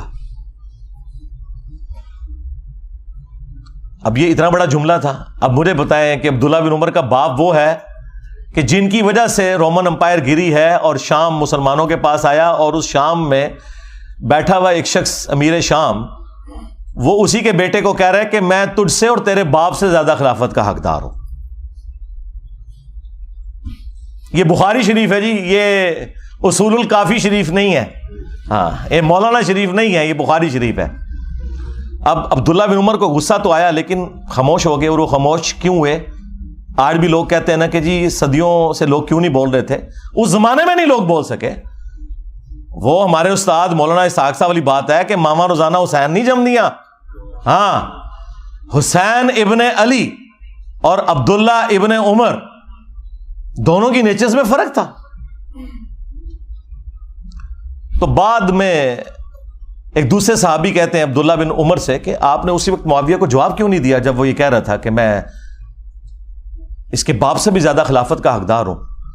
تو عبداللہ بن عمر نے کہا کہ میں نے ارادہ تو کیا کہ میں اپنی گوٹ کھولوں، یعنی وہ احتبا کر کے دونوں گھٹنوں کو یوں لے کے بیٹھے تھے، اور میں اسے اسی بھرے مجمع میں جواب دوں کہ تجھ سے زیادہ خلافت کا حقدار وہ ہے کہ جس نے تم سے اور تمہارے باپ سے جنگ کی تھی جب تم لوگ کافر تھے اور ہم لوگ مسلمان تھے. یعنی تم لوگ بعد میں مسلمان ہو کر طلقاء فتح مکہ کے موقع پر تم لوگوں نے معافیاں مانگ کے اسلام قبول کیا.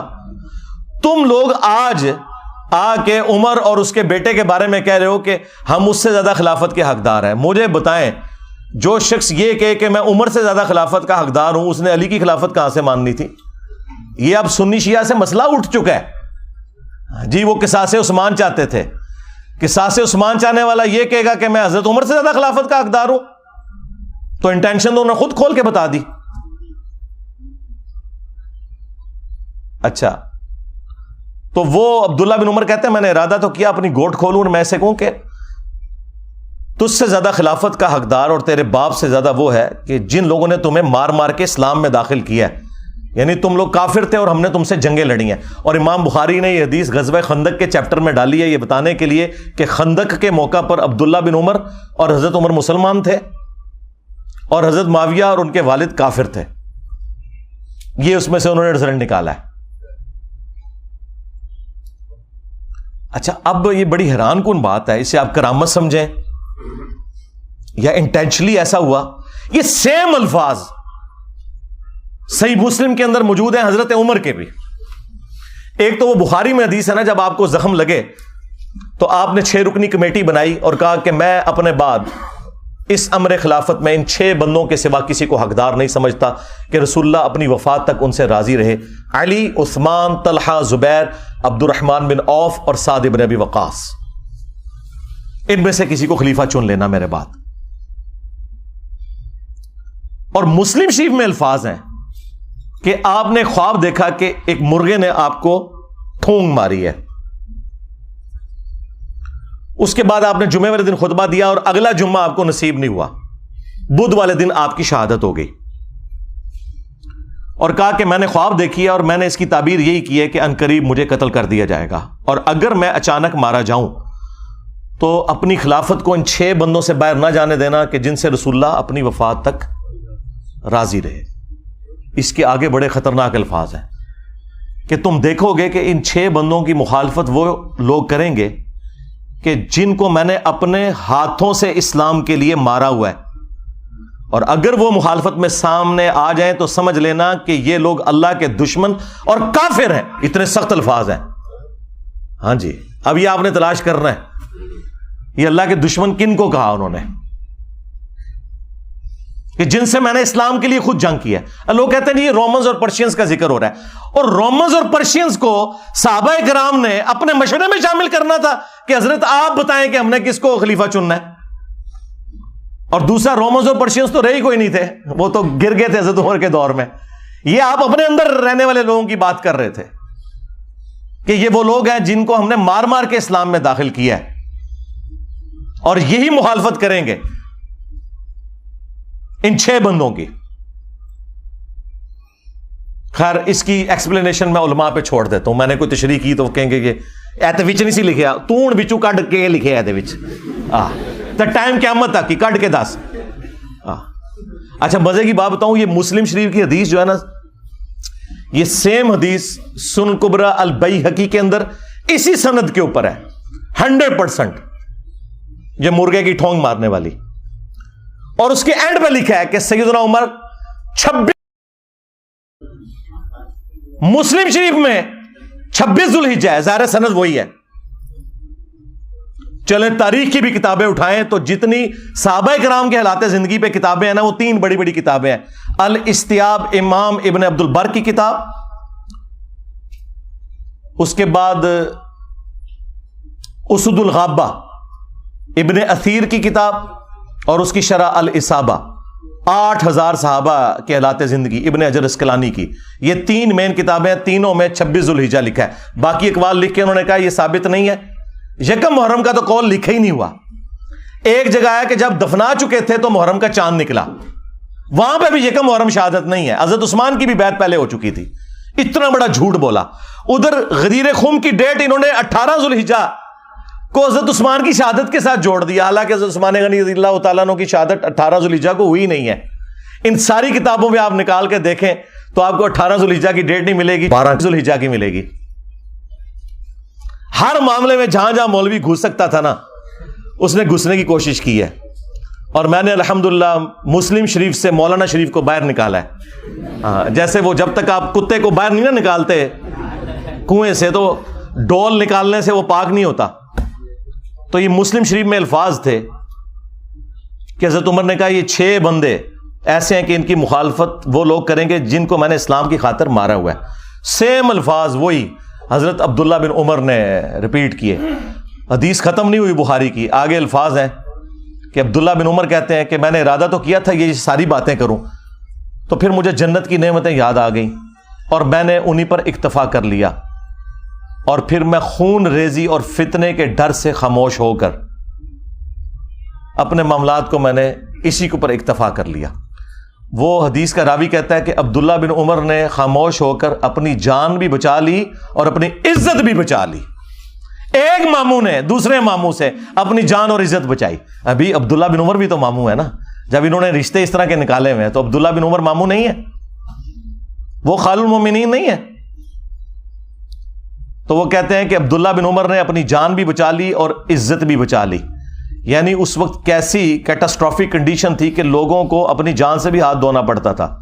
تو سرکار لوگ کہتے ہیں کہ بھی سارے حسین ابن علی کی طرح کیوں نہیں اکٹھے ہو گئے, اپنے بال بچوں کے ساتھ کیوں نہیں سامنے آ گئے. ایسا ہو نہیں سکتا میرے بھائی. یہ تو جن کا یعنی گھرانہ اتنا عالی ہے کہ جنہیں یہ پتا ہے کہ ہمارا کسی چیز کو ایکسیپٹ کرنا, اس کو دین کا حصہ بنا دینا ہے, انہوں نے ہی سامنے آنا تھا نا, باقی لوگوں نے کہاں سے آنا تھا. پھر سورہ مریم میں جو آیت ہے, اللہ تعالیٰ نے انبیاء کرام علیہم السلام کا ذکر کر کے فرمایا کہ جب انبیاء کرام دنیا سے چلے جاتے تھے نا, فَخَلَفَ مِن بَعْدِهِمْ خَلْفٌ, تو ان کے جانے کے بعد ایسے ناخلف لوگ جانشین ہوتے تھے, اضاعوا الصلاۃ, جو نمازوں کو ضائع کرتے تھے, واتبعوا الشہوات, اور وہ شہوات کی پیروی کرتے تھے, فسوف یلقون غیا, ان قریب یہ اپنے انجام کو پہنچ جائیں گے. اللہ تعالیٰ نے کہا کہ انبیاء جب بھی دنیا سے جاتے تھے ان کے جانے کے بعد ناخلف لوگ ان کے جانشین بن جایا کرتے تھے, یعنی کچھ عرصہ گزرنے کے بعد ان قریب یہ اپنی اس گمراہی کی سزا کو پالیں گے. یہ جو سورہ مریم کی آیت ہے نا, یہ سیم فٹ ان ہوئی نبی الاسلام کے کیس میں بھی, اور اس کی ایکسپلینیشن میں وہ صحیح مسلم کی مشہور حدیث ہے جو آپ کو سمجھ ہی نہیں آ سکتی تھی جب تک آپ کو کربلا سمجھ نہ آئے، کہ نبی علیہ السلام نے فرمایا کہ جب کبھی بھی اللہ نے کسی پیغمبر کو مجھ سے پہلے بھیجا نا تو اس کے جانثار ساتھی حواری ہوا کرتے تھے، وہ حواری بڑے پیشن کے ساتھ اس کی دعوت کو آگے لے کے چلتے تھے، اور جب وہ مخلص لوگ رخصت ہو جاتے تھے نا تو پھر ایسے ناخلف لوگ اس مسند پہ آگے بیٹھ جاتے تھے جو زبان سے وہ کہتے تھے جو کرتے نہیں تھے، اور جس کے کرنے کا حکم دیا گیا ہوتا تھا اس کی مخالفت کرتے تھے، الٹ چلتے تھے۔ ایسے لوگوں کے خلاف جو اپنے ہاتھ سے جہاد کرے وہ مؤمن ہے۔ کون؟ حسین ابن علی۔ جو اپنی زبان سے جہاد کرے وہ بھی مؤمن ہے، اور جو اپنے دل میں جہاد کرے، یعنی اگر کمزور ہے دل میں ہی برا مانے، سامنے نہ آئے، عبداللہ بن عمر، عبداللہ ابن عباس، عبداللہ ابن زبیر، اس جیسے لوگ، وہ بھی مومن ہے، لیکن ظاہر ہے کہ یہ اس لیول کے نہیں۔ اور فرمایا اس کے بعد رائی کے دانے کے برابر بھی ایمان نہیں ہے اگر کوئی دل میں بھی برا نہیں سمجھتا۔ یہ جو حدیث ہے کہ تمام انبیاء کے ساتھ ایسا ہوا ہے، تو دیکھ لیں سیدنا حسین ابن علی ہی سامنے آ کے کھڑے ہوئے۔ صحیح بخاری میں ایک اور حدیث ہے 4827، اس حدیث کے کئی ایک طرق ہیں باقی کتابوں میں، المستدرک للحاکم کے اندر، سنن نسائی الکبریٰ کے اندر، اور اللہ بھلا کرے امام ابن کثیر نے تفسیر ابن کثیر میں سورۃ الاحقاف کی آیت نمبر 17 کے کانٹیکسٹ میں وہ سارے طرق ایک جگہ جمع کر دی ہیں۔ تفسیر ابن کثیر کے اوپر تو کسی کو اختلاف ہو ہی نہیں سکتا تھا، اور بخاری کی حدیث 4827 وہ بھی لی اور باقی اس کے طرق بھی ایک جگہ جمع کیے۔ اس سے آپ کو پورے سینیریو کا اندازہ ہو جائے گا۔ مروان بن حکم جب مدینے کا گورنر بنا تو بخاری کے الفاظ ہیں کہ اس نے ایک دن خطبے میں یزید ابن معاویہ کا ذکر کرنا شروع کیا اور کہا کہ اللہ تعالیٰ نے امیر المومنین حضرت معاویہ کو یہ بات سجھائی ہے، وہ امت کے وسیع تر مفاد کے اندر اپنے بعد یزید ابن معاویہ کو خلیفہ بنانا چاہتے ہیں، یعنی ابھی حضرت معاویہ زندہ ہیں اور بیعت لے رہے ہیں اپنے بیٹے کے لیے۔ اب بخاری میں بس اتنے الفاظ ہیں کہ جب اس نے یہ بات کی نا تو عبد الرحمن بن ابی بکر کھڑے ہوئے اور انہوں نے کچھ کہا۔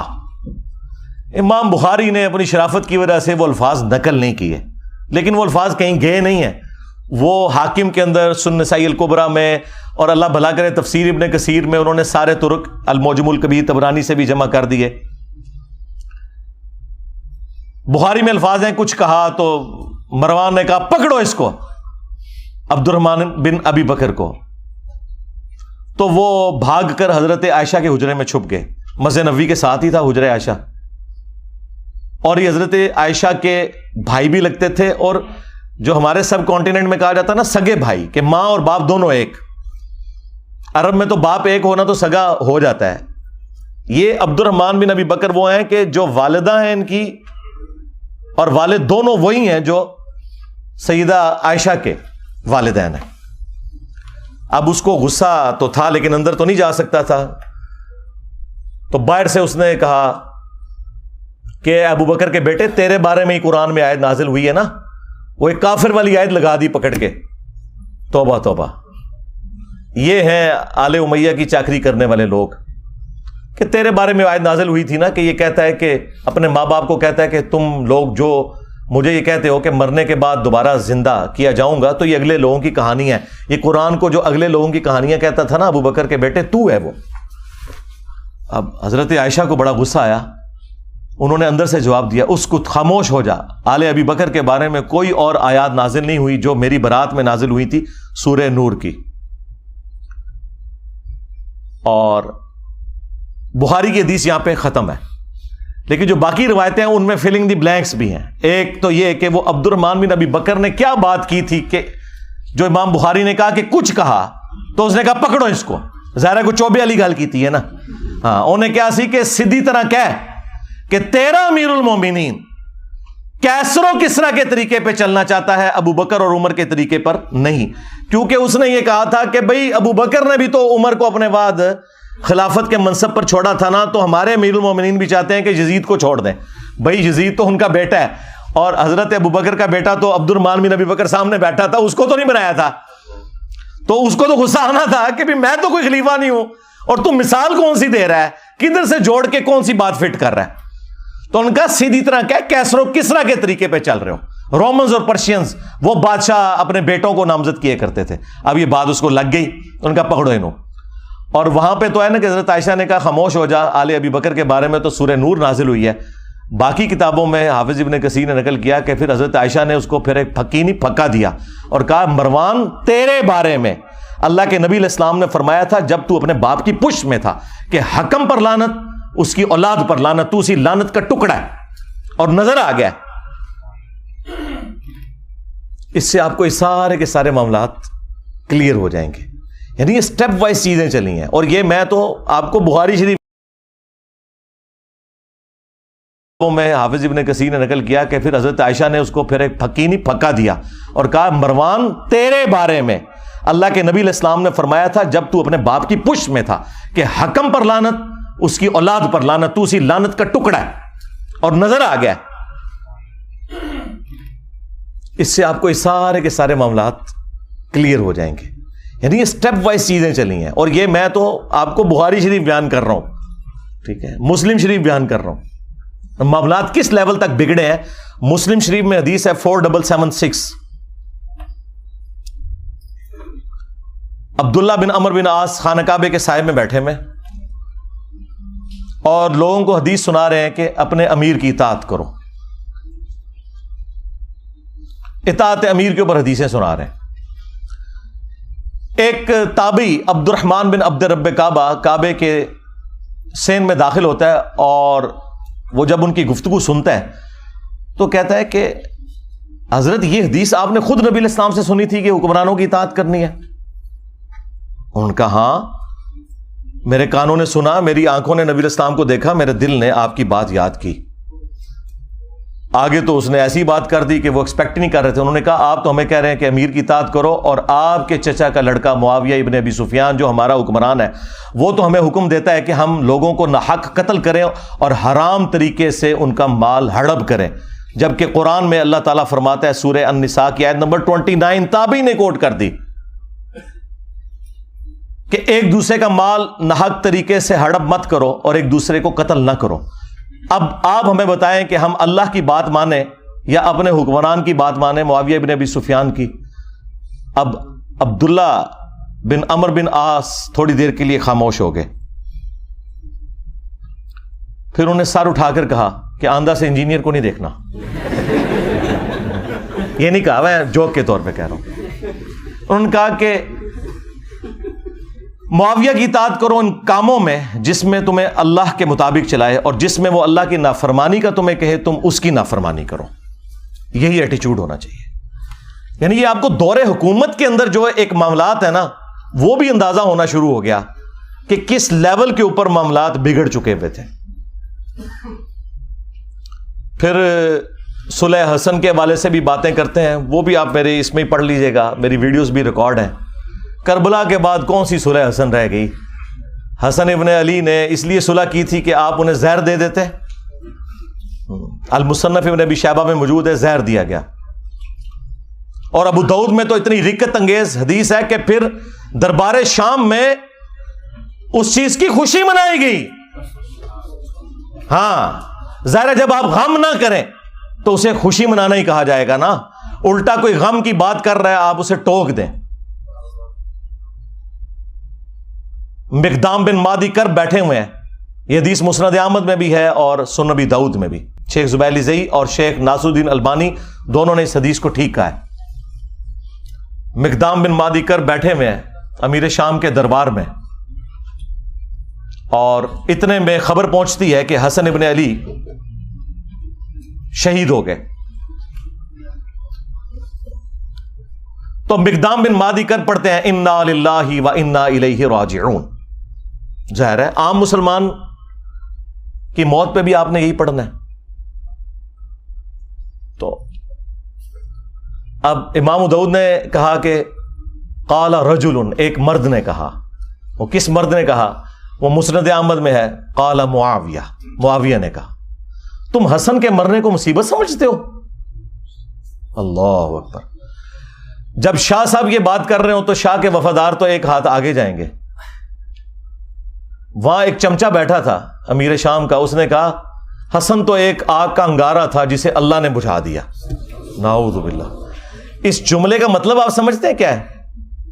یعنی حسن کے ساتھ ظاہر ہے یہ ایک پیس ٹریٹی اور صلح حسن ہوئی ہوئی تھی، کچھ شرائط تھیں، تو آگ کا انگارہ اس لیے تھا کہ کسی بھی وقت ان شرائط کے ٹوٹنے کے اوپر حسن قیام کر سکتے ہیں، جو ان سے ہم نے وعدہ خلافیاں بھی کی ہیں اتنی زیادہ، سوائے ایک خمس ملتا تھا، باقی تو کوئی بھی شرط پہ عمل نہیں ہوا.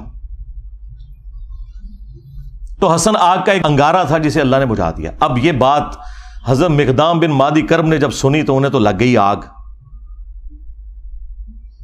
انہوں نے کہا کہ معاویہ تم نے مجھ سے ایسی بات کی ہے جس سے مجھے تکلیف ہوئی ہے. اللہ کی قسم میں اس وقت تک یہاں سے نہیں اٹھوں گا جب تک تمہیں بھی اسی طرح تکلیف نہ دوں. اور معاویہ اگر میں سچ بولوں تو میری تصدیق کرنا، اور اگر جھوٹ بولوں تو کہہ دینا کہ میں جھوٹ بول رہا ہوں.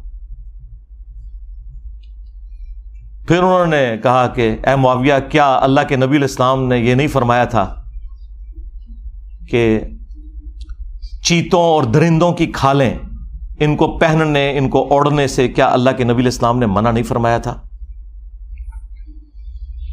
کیا اللہ کے نبی صلی اللہ علیہ وآلہ وسلم نے سونے چاندی کے جو برتن ہیں ان کو استعمال کرنے سے منع نہیں فرمایا تھا؟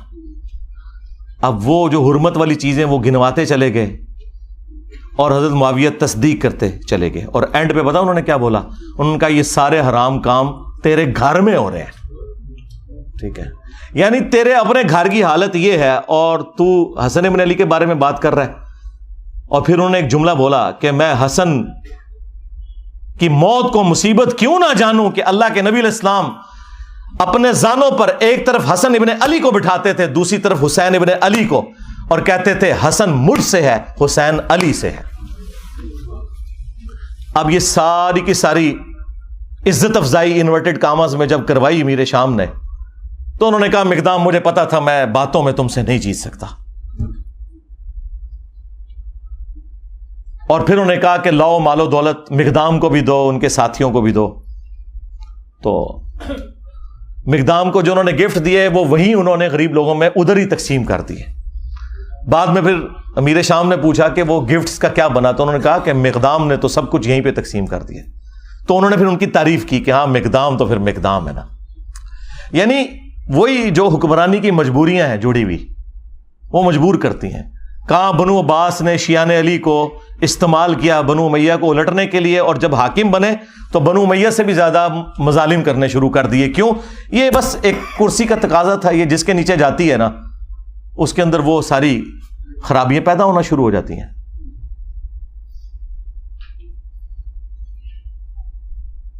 اور ادھر مجھے کریٹیکل ایک بات یاد آ گئی. اکثر آپ لوگ سنتے ہوں گے کہ جی وہ انجینئر صاحب خواہ مخواہ الزامات لگاتے ہیں کہ بنو امیہ کے ممبروں سے سب و شتم ہوتا تھا. میں نے تو کافی ان کو روایتیں دکھائی ہیں، اس میں بھی کافی ساری میری ویڈیو بھی ریکارڈ ہے.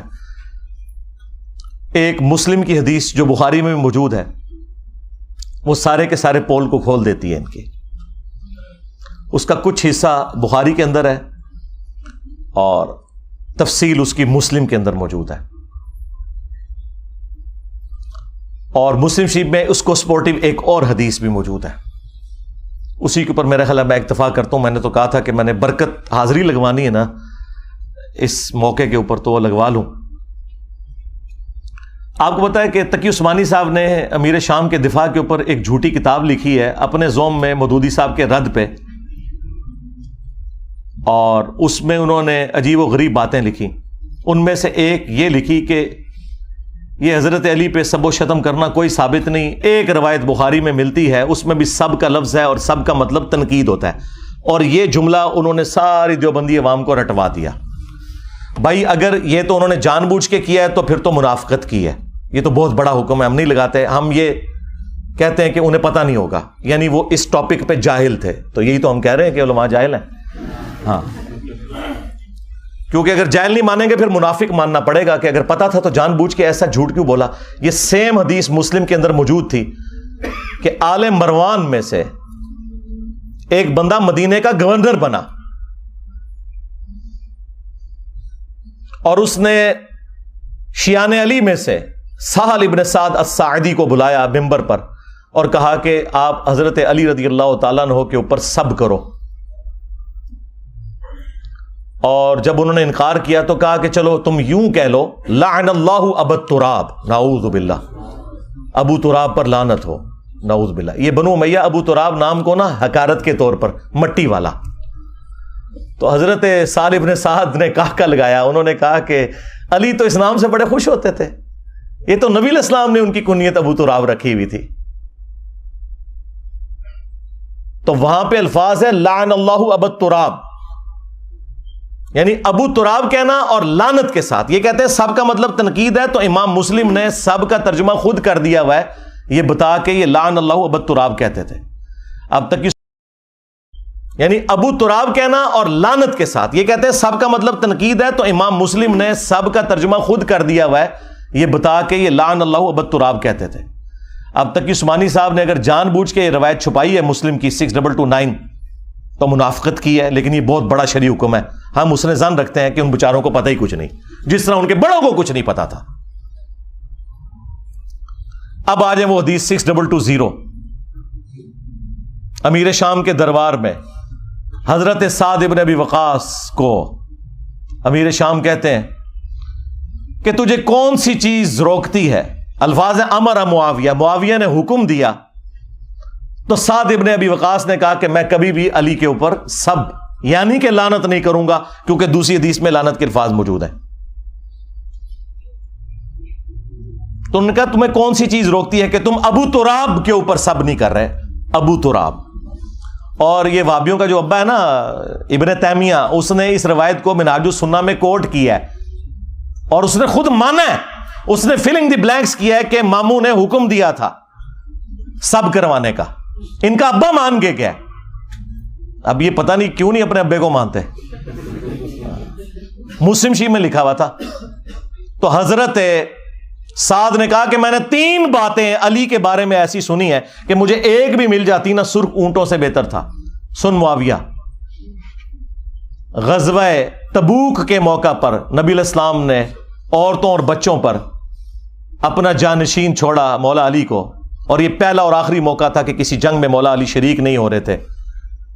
تو ظاہر ہے وہ افسردہ تھے، رو پڑے. نبی علیہ السلام نے ان کی دلجوئی کے لیے فرمایا کہ اے علی، کیا تو اس بات پہ راضی نہیں کہ تیری میرے ساتھ وہی نسبت ہے جو ہارون کی موسیٰ کے ساتھ، مگر میرے بعد کوئی نبی نہیں. اس کا مطلب آپ کو پتا ہے کیا ہے؟ 2 مطلب. قرآن میں حضرت موسیٰ علیہ السلام کے سب سے قریبی ساتھی کون تھے؟ ان کے بھائی ہارون، اور وہ پیغمبر بھی ہوئے. اس اعتبار سے نبی علیہ السلام کا سب سے قریبی ساتھی کون ہوا؟ سیدنا علی. لیکن چونکہ ختم نبوت ہے اس لیے وہ نبی نہیں ہے، امتی نبی بھی نہیں ہے. تو اگر مولا علی امتی نبی نہیں ہے تو غلام احمد قادیانی دجال تھے، شاید کوئی نہیں. یہ حدیث ختم نبوت کے اوپر بھی پیرا دے رہی ہے، صرف مولا علی کی شان بیان نہیں ہو رہی، ختم نبوت پہ بھی پیرا دینے والی حدیث ہے. سن معاویہ، دوسرا موقع خیبر کا. نبی علیہ السلام نے فرمایا کل میں اس شخص کے ہاتھ میں جھنڈا دوں گا جو اللہ اور اس کے رسول سے محبت کرتا ہے اور اللہ اور اس کا رسول اس سے محبت کرتے ہیں. ہم پوری رات ایڑیاں اٹھا کے دیکھتے رہے کہ وہ خوش نصیب کون ہے. بلکہ مسلم میں تو الفاظ ہیں، حضرت عمر کہتے ہیں مجھے پوری زندگی اس بات پہ رشک رہے گا علی کے اوپر کہ وہ جھنڈا مجھے کیوں نہیں ملا، علی کو مل گیا. اس سے پہلے مجھے کبھی خواہش نہیں پیدا ہوئی تھی. صبح نبی علیہ السلام نے حضرت علی کو بلایا، ان کو آشوب چشم تھا، اپنی مبارک لعاب دہن ان کی آنکھوں پہ لگائی، شفا ہو گئی، اور پھر انہیں روانہ کیا اور خیبر میں فتح ہوئی. اور تیسرا موقع جب نجران کے کرسچنز آئے نبی علیہ السلام کی بارگاہ میں، سب دلائل سامنے رکھ دیے، پھر بھی وہ ہٹ دھرمی پر اترے تو آیت مباہلہ نازل ہوئی، ندعو ابناءنا ابناءکم ونساءنا ونساءکم وانفسنا وانفسکم ثم نبتہل فنجعل لعنت اللہ علی الکاذبین۔ اے نبی ان سے کہو اپنے بیٹوں کو لے آؤ، ہم بھی اپنے بیٹوں کو لے آتے ہیں، تم بھی اپنی عورتوں کو لے آؤ، ہم بھی اپنی عورتوں کو لے آتے ہیں، تم خود آ جاؤ، ہم خود آ جاتے ہیں، اور پھر اوپن میدان میں اللہ کے حضور دعا کرتے ہیں کہ جھوٹوں پہ اللہ کی لعنت ہو۔ اور نبی علیہ السلام نکلے مولا علی، حسن، حسین اور فاطمہ کو لے کر، حالانکہ آپ کی 9 بیویاں تھیں، ان کو نہیں لے کر آئے، وہ بھی اہل البیت ہیں، لیکن یہ اسپیشل پروٹوکول۔ اور کہا اللہم ہؤلاء اہل بیتی، اے اللہ یہ میرے اہل البیت ہیں۔ یہ 3 فضائل دربار شام میں بیان کیے حضرت سعد ابن ابی وقاص نے، اس بات کی دلیل پر کہ میں مولا علی پہ کبھی بھی سب و شتم نہیں کروں گا۔ امام نووی جو ہے نا اہل سنت میں، اس کی آخری کوشش ہوتی ہے کسی طریقے سے نا بنو امیہ کے اوپر پردہ ڈالے۔ یہاں اس نے پتہ کیا پردہ ڈالنے کی کوشش، اس نے کہا کہ وہ اصل میں میر شام یہ کہہ رہے تھے کہ مجھے کوئی علی کے فضائل سناؤ، کیونکہ یہ لوگ گالیاں دیتے ہیں، میں ان کو قائل کروں۔ حالانکہ واضح الفاظ تھے امر معاویہ، معاویہ نے حکم دیا اور سعد نے انکار کیا۔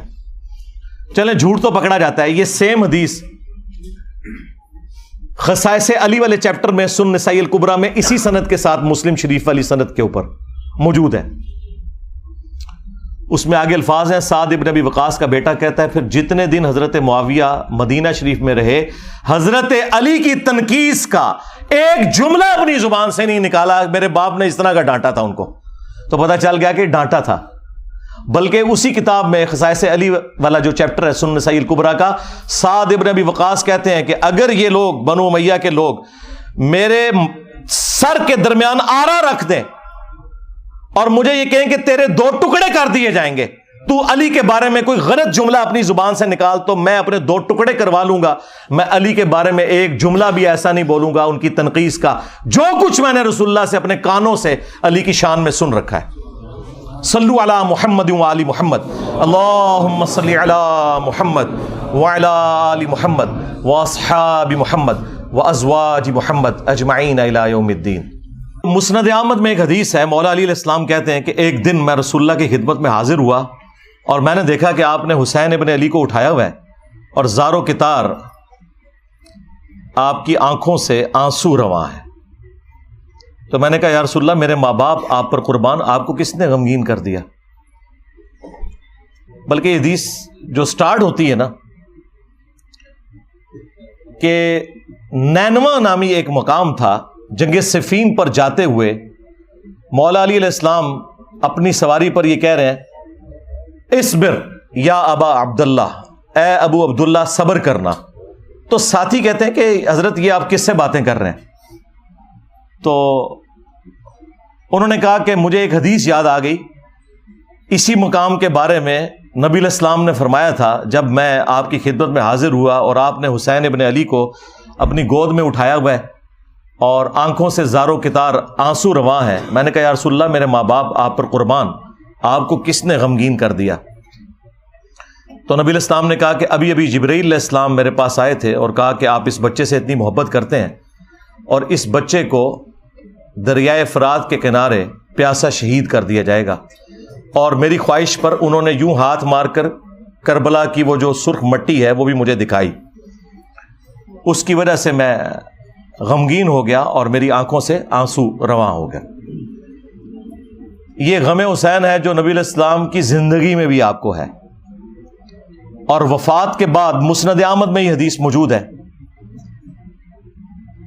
ابن عباس کہتے ہیں کہ ایک دوپہر کو میں نے نبی علیہ السلام کو خواب میں دیکھا، پرانگدہ حالت ہے، بال بکھرے ہوئے ہیں، ہاتھ میں خون کی ایک شیشی اٹھائی ہوئی ہے، اور میں نے کہا یا رسول اللہ میرے ماں باپ آپ پر قربان، آپ کی حالت کس نے کر دی؟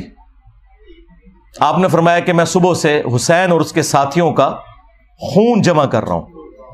یعنی یہ ایک تمثیل کے طور پر دکھایا گیا نبی علیہ السلام کو خواب میں۔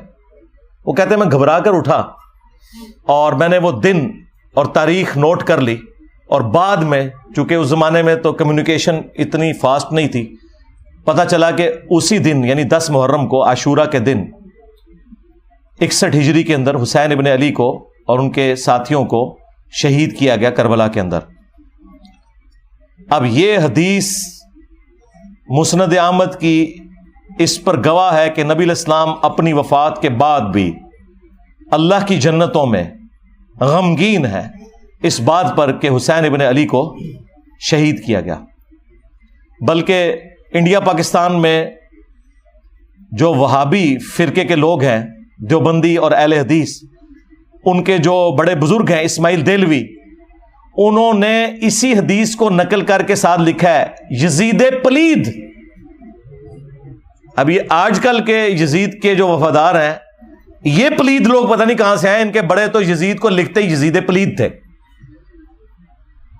کہ اس کی اس ایکٹیویٹی کی وجہ سے نبی علیہ السلام اللہ کی جنتوں میں بھی غمگین ہے۔ یہ باقاعدہ انہوں نے جو کتاب ہے تذکیر الاخوان ما تقویت الایمان، اس کے اندر نقل کیا ہوا ہے،